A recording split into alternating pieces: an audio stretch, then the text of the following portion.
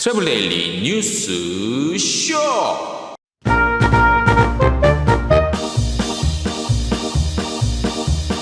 세대별 국내 여행 어디로 어떻게 갔는지 한국관광 데이터랩 조사 결과 알려드리겠습니다. 몰디브 관광청이 4월 14일, 15일 웨비나와 온라인 박람회를 여행업계 대상 개최합니다. 일상 속 파스텔 톤을 입은 홍콩의 주요 여행지 소개해드리겠습니다. 에어비앤비가 온라인 체험 1년 그동안의 성과를 발표했습니다. 아시아나항공이 국가 고객 만족도 국내 항공국은 1위에 선정됐습니다. 괌 공항이 국제공항 보건 인증 획득했다는 소식 전해드리겠습니다. 트래블 데일리 뉴스쇼 4월 14일 수요일자 순서 시작하겠습니다. 네, 여러분 안녕하십니까. 트래블 데일리 4월 14일 수요일자 순서 시작하겠습니다. 오늘 첫 소식을 전해드리기 전에 어제 저희가 그 인터파크 투어가 그 얼린 항공권 판매에 따라서 예약에 따라서 그 코로나가 어느 정도 진정이 된 후에 해외 여행을 어느 지역을 어떻게 얼만큼 선호하나 이 순위 발표를 해드렸는데 이 중에서 조금 오류가 있어갖고 제가 요거 좀 바로 좀 잡겠습니다. 어제 같은 경우는 이제 그 대만과 사이판의 순서가 좀 바뀌었습니다. 어제는 대만이 먼저 그다음 사이판이었는데 지금 표에 보시는 것처럼 사이판 다음 순서가 대만이라는 점 어제 그 좀 제가 발견을 뒤늦게 해서 인터파크 투어 측이랑 얘기를 확인을 해 보니까 그게 좀 잘못 기재가 됐다고 해서 저 요거를 좀 바로 잡고 오늘 첫 순서 시작하겠습니다. 자, 오늘 알려드릴 내용은 좀 굉장히 중요한 국내 관광, 국내 여행에 관련한 중요한 데이터가 나왔습니다. 관광 빅데이터 분석 결과 포스트 코로나 시대 그리고를 위한 어떤 자료가 될 것 같고요. 코로나 팬데믹 시대 국내 여행을 세대별로 어떻게 어디를 좀 어떠한 방법으로 선호했는지에 대한 내용입니다. 이 데이터는 현재 그 한국 관광 데이터 랩 그 이제 한국 관광에 대한 모든 그 데이터를 담고 있는 그 사이트죠. 그거 활용해서 국내 관광객의 관광 이동 행태 분석을 했습니다. 이게 왜 조금 의미가 있냐면 아웃바운드, 그러니까 해외여행도 중요하긴 해요. 그리고 많은 분들이 해외여행에도 관심이 많기도 해요. 사실 여러 가지로 봤을 때. 그런데 이번 코로나 팬데믹을 겪으면서 국내 여행에 대한 어떤 새로운 시선이 좀 다시 새로운 시선으로 우리가 보게 됐죠. 그리고 이것이 왜 중요하냐면 우리 대한민국 사람이 국내 여행을 갔다 어떻게 어디로 많이 갔다도 중요하지만 이게 이제 인바운드객들이 어떻게 좀 우리 한국 여행을 어떻게 할 것이냐에 대해서 사실 좀 연결이 좀 돼 있습니다. 그렇기 때문에 굉장히 좀 중요한 자료고 그리고 이 자료를 저희가 사전에 훑어봤더니 대략 좀 굉장히 객관성이 있고 신뢰할 만한 것 같아요. 세대별 그리고 최근에 세대별로 이렇게 우리가 이제 저번 주에 보궐선거도 끝났지만 세대별로 어떤 그 성향 그게 어떤 성향이건 간에 굉장히 좀 중요한 사회 지표가 됐습니다. 그래서 우리 여행업계에서도 이 자료를 잘 보시고 이렇게 지금 세대별로 좀 선호하는 경향이 좀 다르구나라는 것들을 한번 같이 살펴보시면 좋겠습니다.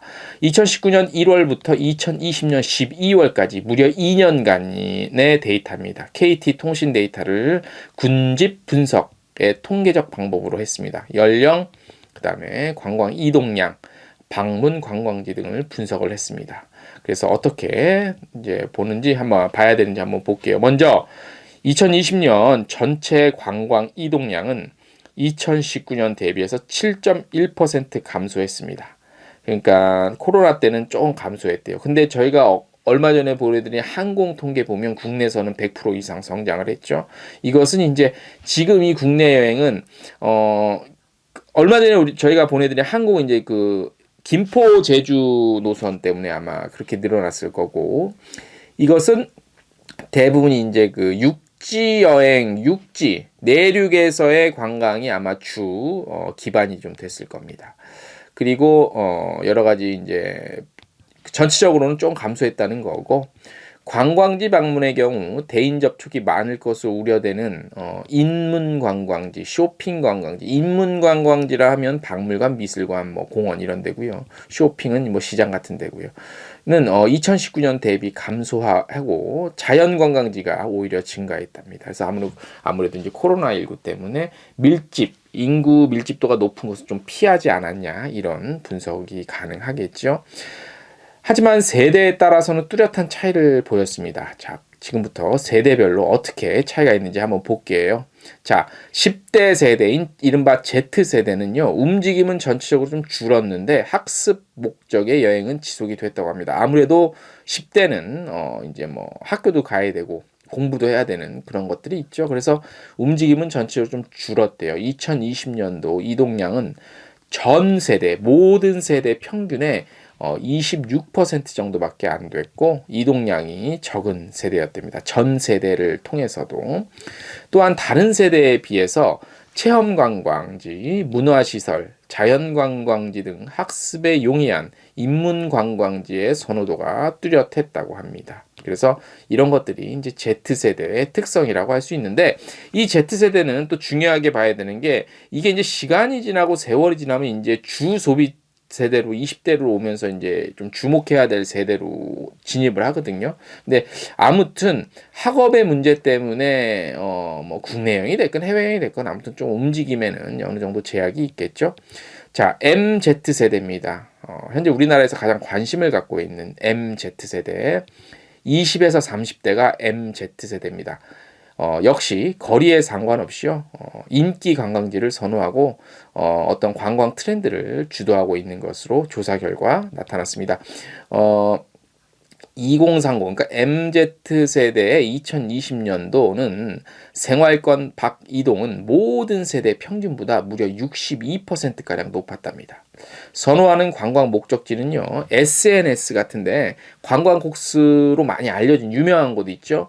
이색 거리, 쇼핑 관광지, 그다음에 해변 관광지 같은 것들. 그러니까 SNS에서 떠도는, SNS에서 잘 알려진 이런 곳에 많이 집중돼서 갔고, 이색거리에는 맛집, 카페 위주의 핫플레이스인 서촌, 서울의 서촌, 그 다음에 보정동 카페거리, 여긴 경기도 성남이죠.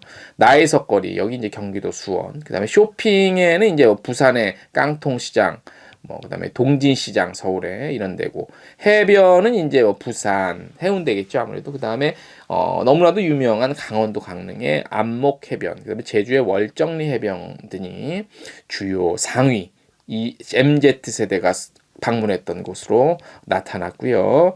그 다음에 X세대, 베이비붐 세대입니다. 이게 이제 저도 같은 경우도 이제 X세대에 포함이 되긴 하는데, 요거를 보니까 대략, 그래, 맞는 것 같다라는 생각이 들더라고요. 자, 여기는, 약간 좀 표현이 그렇지만 잡식성입니다. 예. 뭐 그냥 안 가리고 다가. 안 가리고. X세대 및 베이붐 세대는 다른 세대에 비해서 다양한 성향의 관광지를 골고루 선호했고요. 생활권 내 그리고 생활권 밖의 이동 또한 큰 차이가 없었습니다. 예. 그래서 아무튼 다 좋아해. 일단 나가면 좋아해.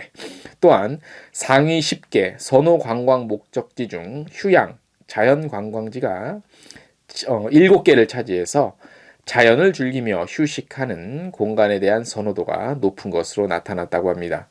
많이 방문한 곳들은요, 제주의 성산, 일출봉, 그다음에 울산의 태화강 국가정원 등 유명 관광지와 생활권 내에서는 서울의 용마산, 경기 수원의 팔달산 등이 있었고요.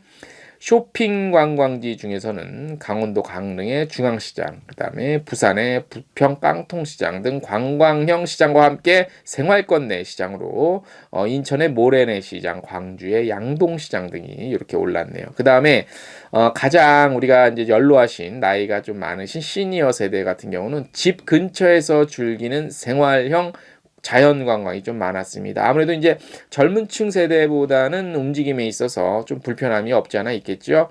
시니어 세대의 경우는 전 세대 평균 대비 이동량은 적었지만 생활권 내 이동이 전 세대, 모든 세대 평균보다 높았습니다. 그러니까 생활권 내에서는 가장 많이 움직였답니다. 그래서 보면 사찰, 섬, 산 등 자연 친화적 관광지 선호 경향이 다른 세대보다 훨씬 높은 경향을 보였다고 합니다. 많이 간 곳은 뭐 대구 압산공원, 서울 시민공원, 인천의 무의도, 부산의 동백섬, 경기의 청계산 및 경기도 소요산 이런 데 많이 가셨고, 특히 어디입니까? 안양입니까? 산막사, 뭐 서울의 능인선원 같은 것들, 수도권 인근 사찰에 대한 선호도도 높았다고 합니다. 자, 이 정도인데 일단은 이걸 보면 세대별로 확실히 좀 뚜렷해요, 그죠? 이동의 불편함 있으신 분들은 요 생활권 내에서 이렇게 많이 움직이셨고, 또 이렇게 막 피가 끓는 우리 청춘들은 그냥 막 가고 막. 근데 또 그 윗세대, 베이비붐 세대랑 X세대는 이제 잡식성, 일단 나가면 좋다, 뭐 이런 그런 성향을 좀 보인 것 같습니다. 이런 거 토대로 해서 인바운드도 한국 관광에 대한 어떤 나름대로의 전략을 짜는 데 도움이 되셨으면 좋겠습니다. 다음 소식입니다. 몰디브 관광청이요, 4월 14일, 15일 국내 B2B 여행업계 파트너사들을 대상으로 온라인 웨비나, 14일은 웨비나고요, 15일은 온라인 박람회를 엽니다. 최신 코로나19 소식 업데이트와 더불어서 몰디브 현지 리조트 및 여행사들과 직접 만날 수 있고요. 15일에는 온라인 박람회를 하는데 2명 선정해서 몰디브 리조트 올 인클루시브 3박 리조트 바우처 제공합니다.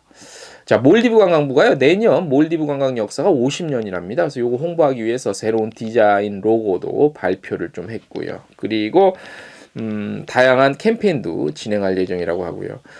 그리고 현재 코로나 관련한 상황은 2월 1일부터 무료로 백신 접종이 시작돼서 4월 4일부터 2차 접종 시작했고요. 향후 몇 개월입니까? 6개월 이내에 전 국민 백신 접종 완료 목표로 하고 있답니다. 그래서 빠른 회복 될 수 있도록 서두르고 있다고 하고요. 현재 그 2월 14일부터 여행객들에게 최고의 편의와 안전 제공하기 위해 리조트 내 백신 접종 같은 거 철저히 했고, 관련해서 많은 준비를 하고 있다고 합니다. 온라인 웨비나랑 그 다음에 온라인 박람회 참여하실 분들은 링크를 저희가 저희 트래블데일리 텍스트 뉴스 홈페이지에 보시면, 관련 기사 보시면 나와 있습니다. 그거 타고 들어가시면 됩니다. 자, 홍콩 소식 하나 알려드릴게요. 홍콩의 그 건물들을 보면 굉장히 형형색색, 오색 찬란, 파스텔 톤으로 이루어져 있죠. 그래서 요런 것들이 좀 특이하고 굉장히 개성 있는 건물들이 많이 있습니다. 그래서 요런 것들을 좀 볼 수 있는 핫스팟이 어디냐라는 홍콩 주요 핫스팟 소개해 드리려고 하는데, 텍스트로 그냥 저희가 이렇게 말씀을 드리는 것보단 지금 이제 사진을 쫙 보여드리면서 시각적으로도 보여드리는 게 나을 것 같아요. 그래서 시각적으로 보시면서 잠시나마 몇 분, 한 1, 2분 될까요? 잠시나마 좀 힐링을 하시기 바랍니다.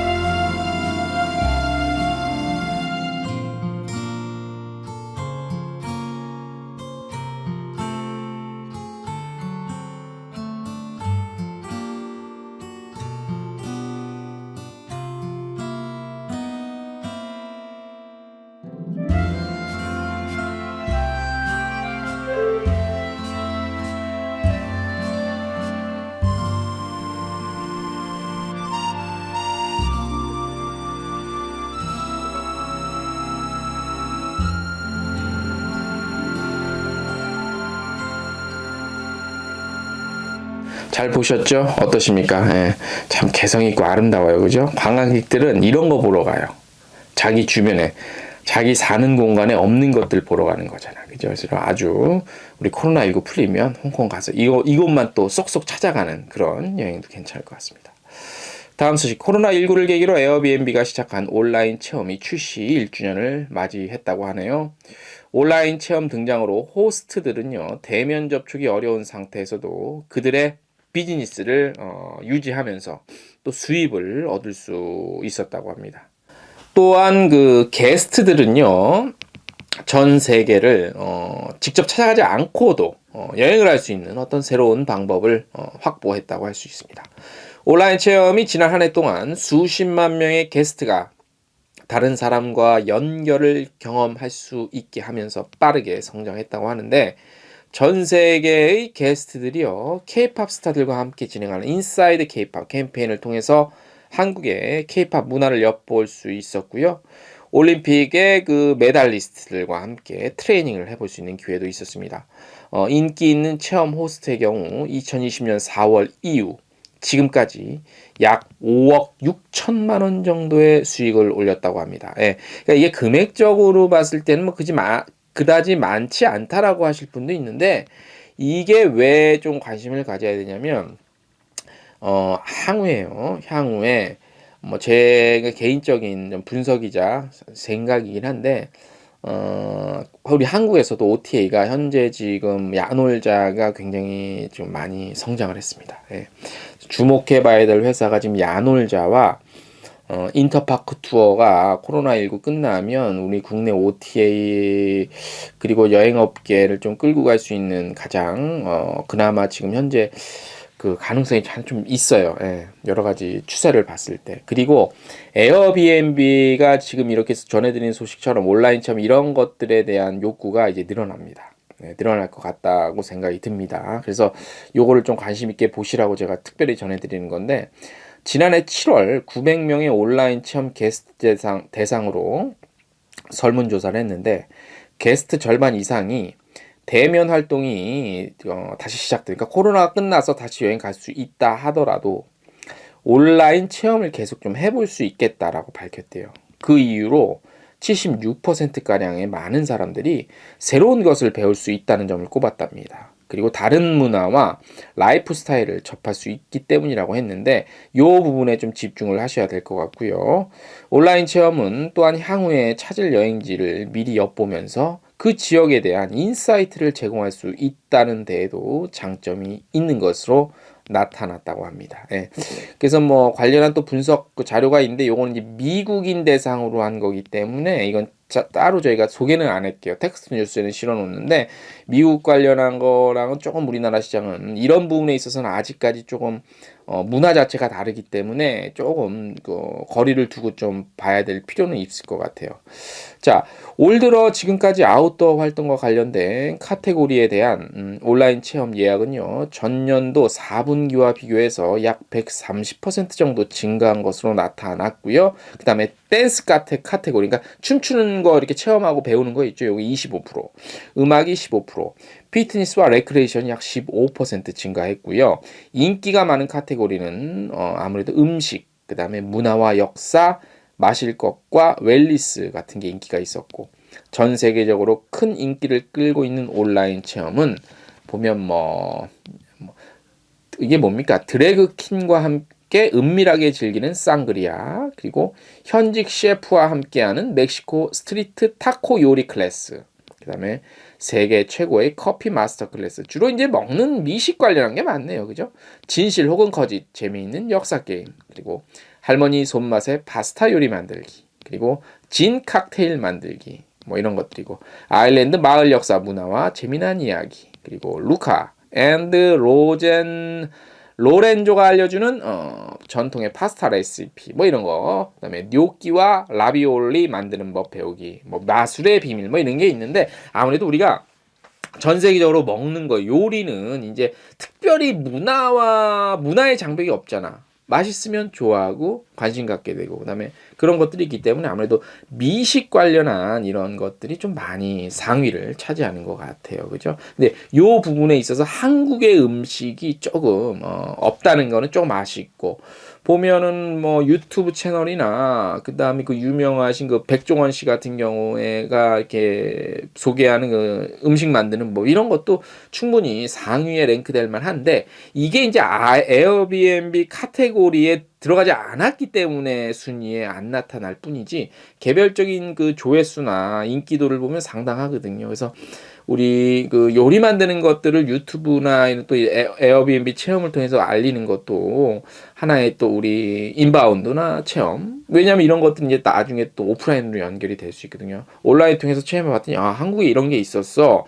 근데 이제 나중에 이제 코로나 끝나면 정상적인 상황에서 아 요거를 한번 하러 우리 한국에 여행을 가자 이렇게 또 연결되는 그런 시대로 변하고 있거든. 그죠? 트렌드도. 그러니까 이런 것들을 감안해서 관광공사에서도 그렇고 그다음에 에어비앤비도 그렇고 뭐 협력을 좀 해야겠죠.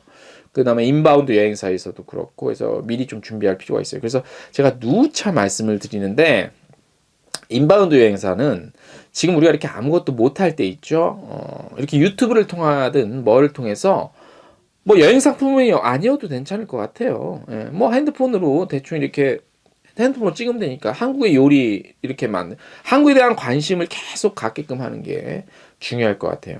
나라에서 한국관광공사나 문화체육관광부에서 해주는 것도 중요하지만 그건 거기까지고요.